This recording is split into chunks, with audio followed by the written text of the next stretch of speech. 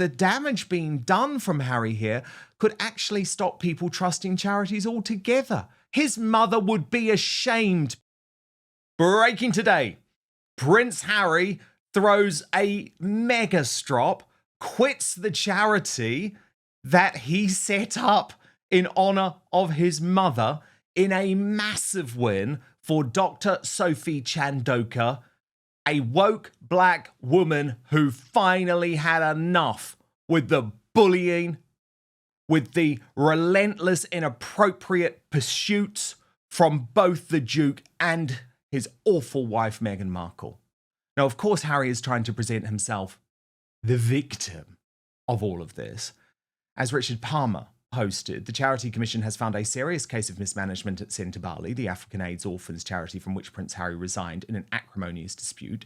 He is now considering creating a rival charity. But as according to Taz said, a rival charity, he really is a piece of works. Sour grapes. Setting up a rival charity means to try and take things away from Centre Bali. He either cares about the children or he doesn't. Doing this could cause even more children to miss out on opportunities for his ego. But we know Prince Harry doesn't give a damn about the children. What he cares about is his ego and the total collapse of Centre Bali. And trust me, that's what happens, is down to this one man. Because even though all sides are trying to take victory here, and I thought the mainstream media coverage of the story was very intellectually dishonest, really trying to suggest that Dr. Sophie Chandoka had taken just as much of a hit as Prince Harry. Let me be clear, that is not the truth. What Prince Harry wanted out of this report was for the Charity Commission to completely vilify this very successful black woman, Dr. Sophie Chandoka, throw her off the board so that he could return as the White Knight and take the charity back. That didn't happen.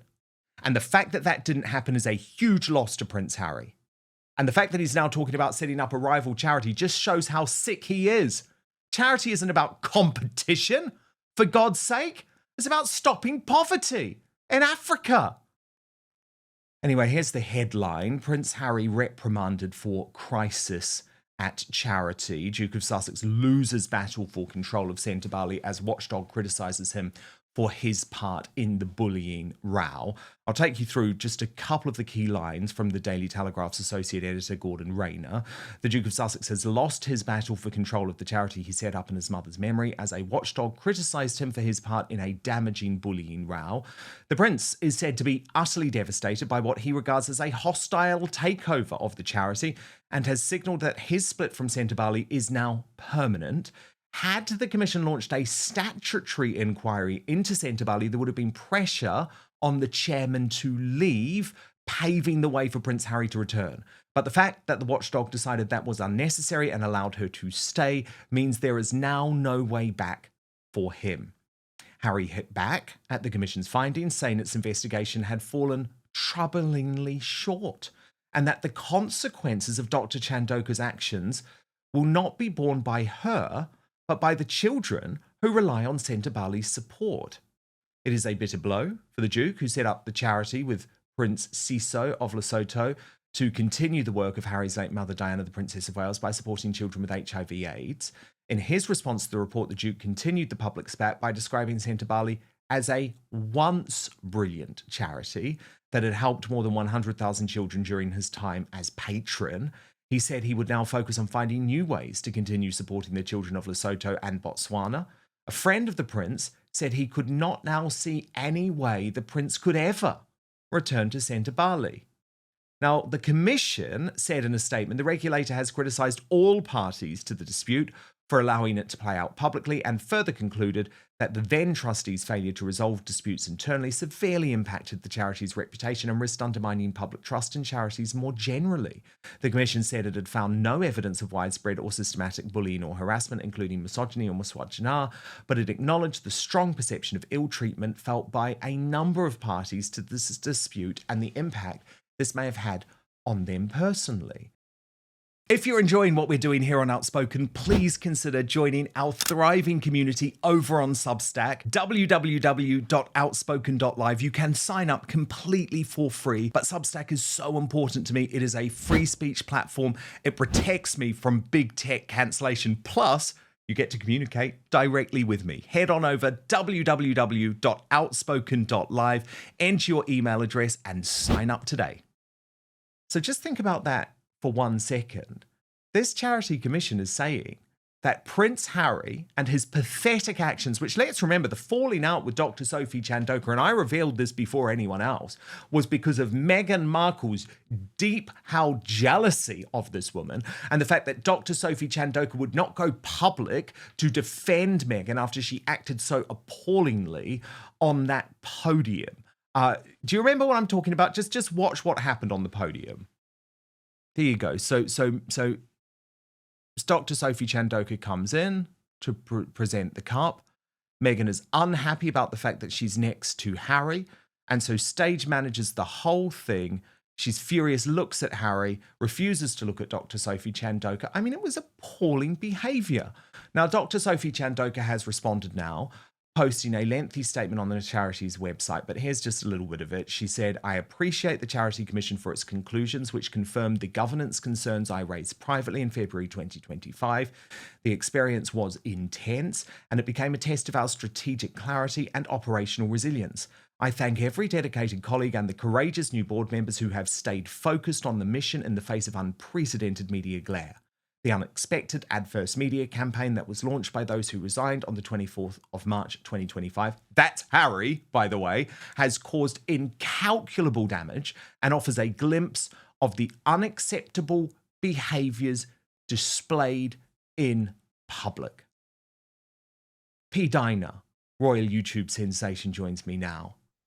Prince Harry is such a despicable man now, is so prepared to put his ego before facts and to put Meghan's insane demands on other people, including, by the way, P-Dina, other black women, like this was not a race issue.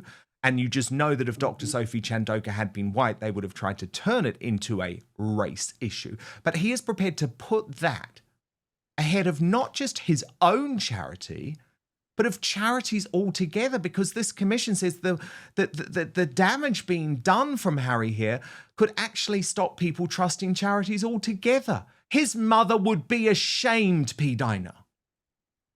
Yeah, and it's just amazing to me that he has to put his ego before the work that they were doing. How are they going to now rely on the donors that were donating because of Harry and his connection to, to his mother? It just looks like he's becoming so much more selfish and allowing his wife to run everything that he is doing into the ground. Because yes, like you were saying, this all stemmed from the way Meghan was behaving and how she was treating Dr. Shindalka. It is unbelievable to me that Harry has been so blinded by this woman, and he is not even putting his mother's legacy before, his wife and the things that she's doing that are so detrimental to this good work. It's going to really affect their fundraising. It's going to affect the branding. It is going to have a big effect. And these children are going to be the ones who are going to pay the price for that, I believe, because you have to put aside your ego. You have to come and be there for the children. The reason why you're doing this because of your mother. It's astounding to me that he can't see this. And the more he does this, the more he is going to be running to the ground professionally, personally. His brand is completely damaged now, just not with this charity, but in general with the UK public. And over in California, like no one wants to be associated with Harry and Meghan. It just gets worse wherever they go, whether it's the UK, whether it's in the United States or in Africa. Everywhere they go, they are completely ruined by their own actions. And this is how you know it has nothing to do with any smear campaign or someone trying to create some false narrative around Harry and Meghan. No matter where they go, their bad behavior shows, and they can never do the right thing for the people that they should be trying trying to help. And this is how you know everything that they try to do is not for the reasons that they tell us. It is because of them. The things that they do is for selfish reasons. Because if it was Yes. really about the people, the children, the charities, you would rise above it, put your ego aside, and do the right thing for the people who are relying on you and your brand to help them get the money to make a difference.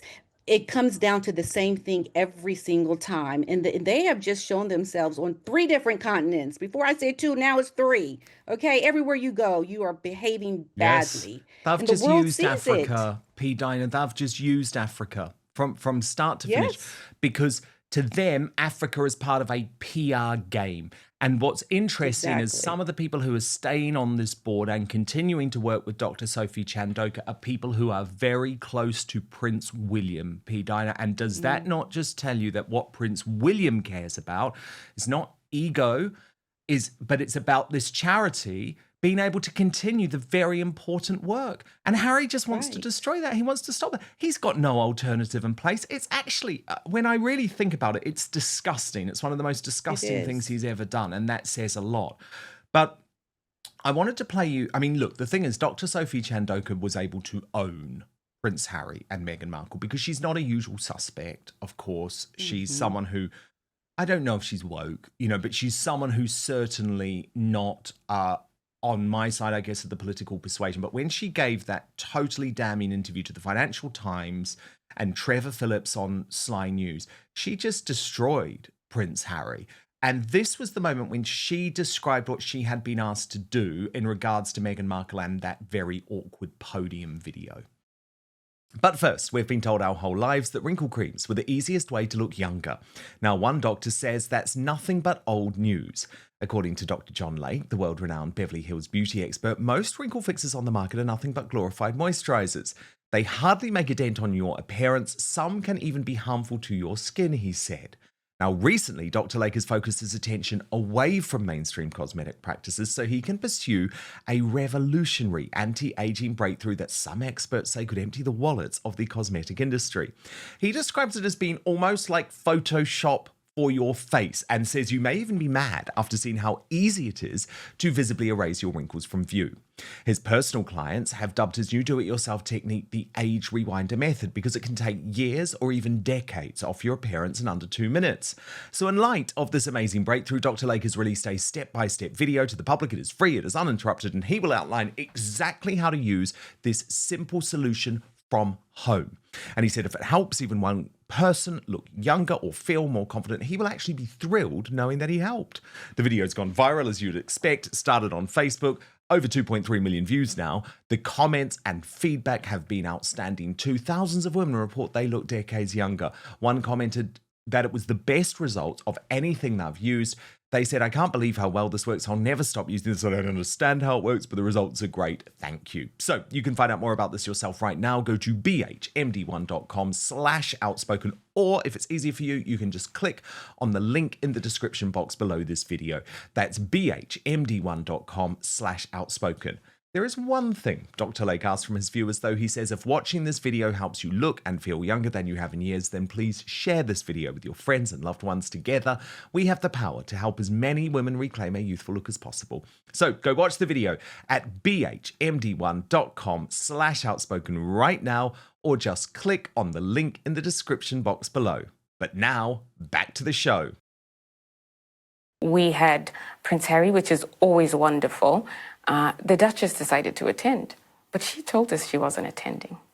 And she brought a friend, a very famous friend. So you can imagine all of the activity that goes with these additional amazing people. We're excited about it. We would have been really excited had we known ahead of time, but we didn't.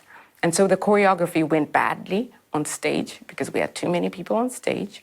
The international press captured this, and there was a lot of talk about the Duchess and the choreography on stage and whether she should have been there and her treatment of me. Prince Harry asked me to issue some sort of a statement in support of the Duchess, and I said I wouldn't. Not because I didn't care about the Duchess, but because I knew what would happen if I did so, number one. And number two, because We cannot be an extension of the Sussex What would have PR happened machine. if you had simply just said, there's nothing wrong with what's happened, what the Duchess did? Well, the Duchess has told Dr. Sophie Chandauka to make a press release about her, and then she'll get even worse trolling. Which is absolutely true. But Meghan Markle didn't give a damn about that. Didn't give a damn about the fact that Dr. Sophie Chandauka wasn't this very public person, didn't need to become embroiled in all of this. But yet again, it shows that Meghan's ego comes before anything else and could actually tear a charity apart. You know, it's almost like just do the right thing, Megan. Can you just do the right thing? Then you don't have to put out press releases. You don't have to ask for apologies or have someone do that. You can just, just do the right thing and then the right things will happen. But because she is so misaligned in her ego on everything that she does, how manipulative she is and calculating, things go badly all the time for her because she does not have a good bone in her body. She is always trying, I think, to do the wrong thing, to get over on people. Why not just let the lady stand where she wanted to stand? Is that so bad? I mean, it's just like the simple things, just let these simple things happen, but Megan can't. And this is why I think they will always have these problems, Dan, because Megan is always trying to control the narrative and trying to make herself out to be something that she is not. She will have problems for the rest of her career because she doesn't want to do the right thing and just let things be the way that they are and stop trying to control things all the time. And I think that's where a lot of the problems lie with Megan. You may be able to control Harry. You may be able to tell him to do X, Y, and Z, but you're not going to have this same thing happen to people that are not on your payroll. I think people who have their own mindset, they will do what they want to do when it comes to you, Megan.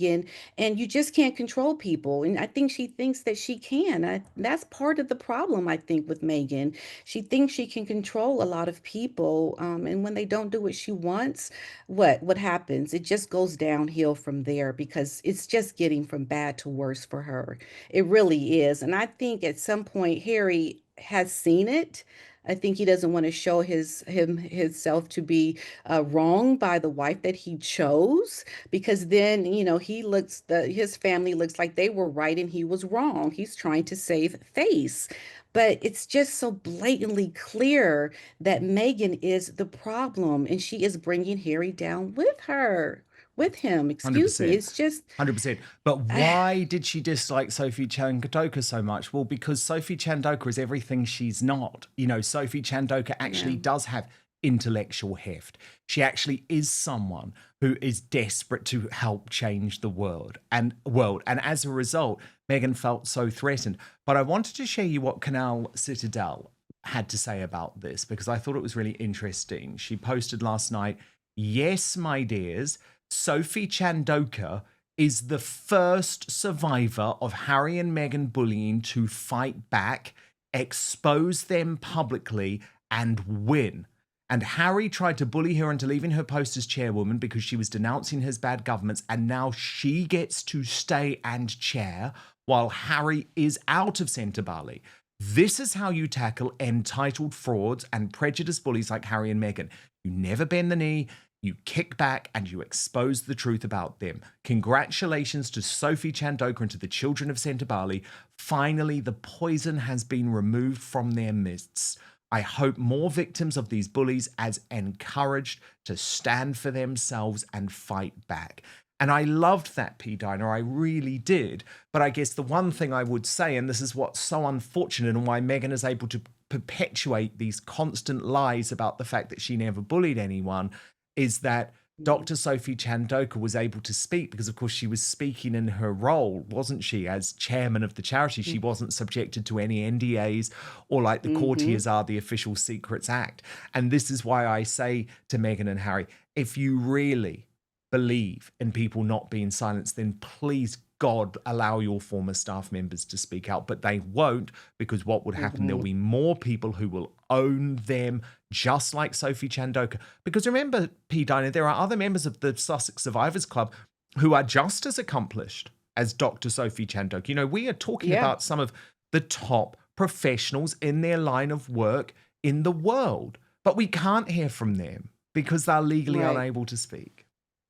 Well, it's very interesting how Megan talks about having a voice and giving women the power to speak. But what does she do? She takes away the power of women to speak that work for her. But she talks about wanting to empower other women to have their voices, but she doesn't give the people that work for her power to speak out. I mean, it's a complete Yeah. contradiction to what she is for and what she doesn't allow to happen. That she's showing us who she is. This woman is a fake and a fraud. It's all talking off the side of her face in terms of everything that she says because she doesn't really stand for the things that she says, right? And so this woman is on a road that is just going nowhere. Dan, we see it clearly. And good for Dr. Shindaka for what she has done. She has stood up to the bully and won. I am so proud of her, and I'm glad it was a black woman that did it, because then they would be crying Totally. racism. Absolutely. Totally. Good for her. I'm very proud of her. She's been an inspiration for me for sure. Yeah, it was the perfect way to handle this. It was the perfect way to deal with it. P-Dina, interesting you reporting in regards to Peter Phillips's wedding. Now, of course, he Mm. got engaged to this NHS nurse, Harriet Sperling. Everyone very happy for them. But questions being asked, and this is including, by the way, by Tom Sykes, who's the European editor at large for the Daily Beast. What will happen when Harry and William's tragic bitter feud meets Peter Phillips's wedding? Neither Harry nor William will want to miss King Peter's wedding. That's the nickname that they give to him. Harry probably won't want to miss the chance to see his dad either, even if his brother ignores him. Here's the reporting from Tom Sykes' Substack. Prince Harry and Prince William were last in church together for the funeral of their uncle Robert Fallows, and I'd bet good money that the next time they will be together will also be in a church. It will be a happier occasion this time, the marriage of their cousin Peter Phillips, Princess Anne's son, to public NHS nurse Harriet Sperling, a suitable bride for the unflashiest young royal. Peter and Harriet announced they were engaged last week. They have not yet named the date, but a spring wedding is on the cards. And both Prince Harry and Prince William will be invited, I understand, setting up one of the most emotionally charged family encounters in recent years should both decide to accept.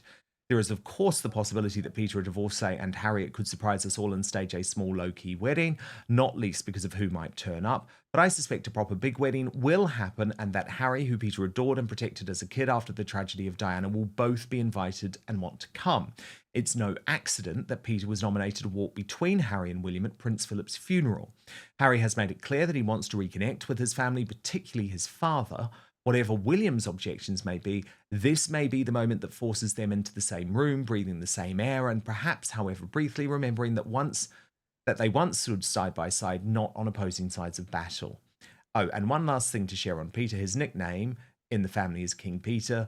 That comes from the fact that when Peter married his first wife, Autumn Kelly, he required her to formally leave the Catholic Church and convert to Anglicanism in order for him to retain the place in the line of succession. Under the 1701 Act of Settlement, marrying a Catholic would have meant being struck off, so Peter stayed in line, and thus King Peter was born. Fascinating insight there from Tom Sykes, P-Dina, very well-connected reporter at the Daily Beast. But what's most interesting to me about this is that Harry is unfortunately going to use this family occasion to try and further the royal peace talks. And I just feel for William having to constantly put up with this. Yeah, it really is unfortunate because he's done everything right. He hasn't done anything to warrant any kind of animosity really towards his brother. His brother has been the one doing, all the bad acting here. And it's unfortunate that they have to even be in the same room, with Harry and have to put up with whatever he may do in terms of wanting to have peace talks. But I think it's just one of those things where he'll carry it out with dignity and he'll be there and do the right thing to be there for his cousin. And it's just one of those things you have to do. But of course, Harry will try to take full advantage of this opportunity to try to gain something for himself, because every opportunity really is for Harry to try to get what he wants out of something. It's never really for the people he should be there for, let alone doing the right thing by his brother or his family for that matter. It's the situation that they're going to have to more than likely get used to doing, because there will be funerals, weddings, more things, births of children. It's going to be more things happening where they'll, have to come together, and they'll have to have a new normal now when it's time to face that villain of a man in the same room, right? It's just going to have to be a new normal for the family, is how I see it. Big time, big time. Now, let's talk about Catherine, because lovely new picture has been released of the Princess of Wales today.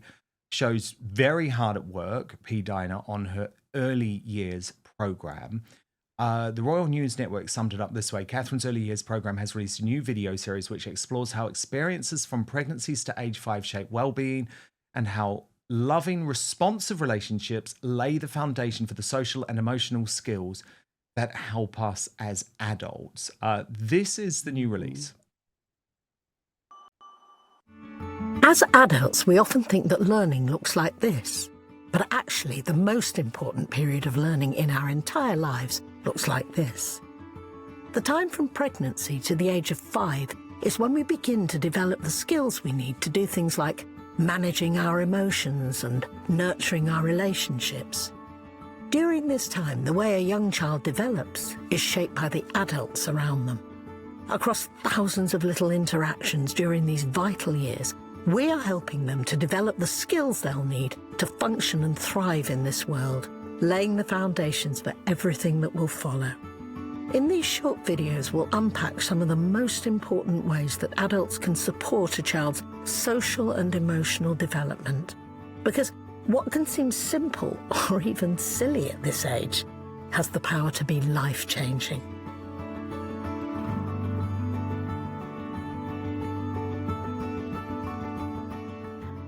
And this is her passion project, P-Dina, and she is back in full swing. People who thought that Catherine was going to be slowing down, and there are a lot of people who did, and I believed them, but goodness me, no, she's back. She's working hard.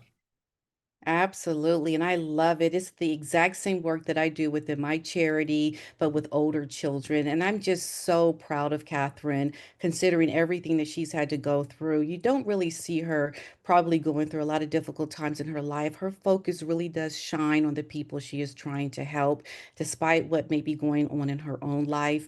And you just have to really admire someone like Catherine, because she really is a good person, and you can tell by her work and how her focus is on really securing that work to really grow and to be effective and to make real change.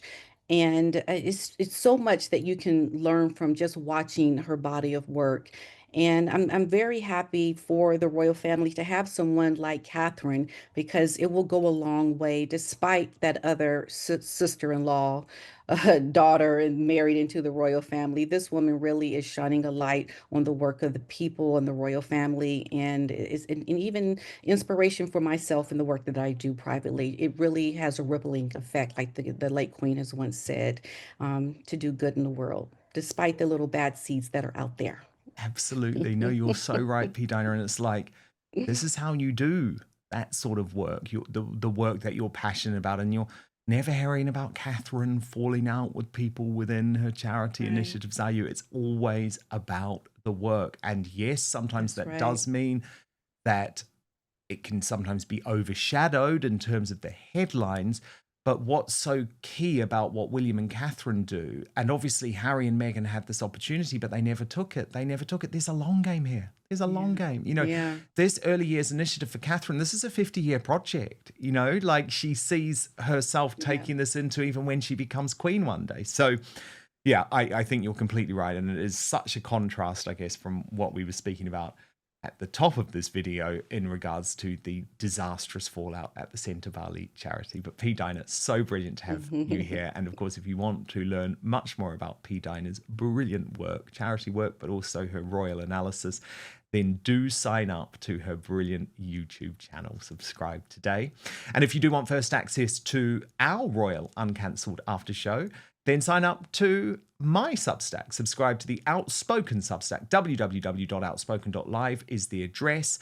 You will get first access to the Royal Uncancelled After Show every single weekday. I guess it is a workday too, either live or on demand.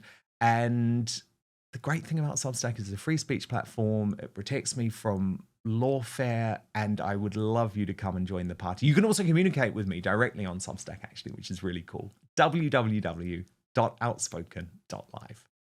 Thank you so much for watching Dan Wootton Outspoken. Please click on my face just to the bottom left to subscribe to this brand new independent news source and turn on the notification bell so you'll be alerted to our brand new live shows, uncancelled interviews, and special royal episodes. Outspoken is also now available as a podcast, so you can listen to the show every weekday on the go, wherever you are.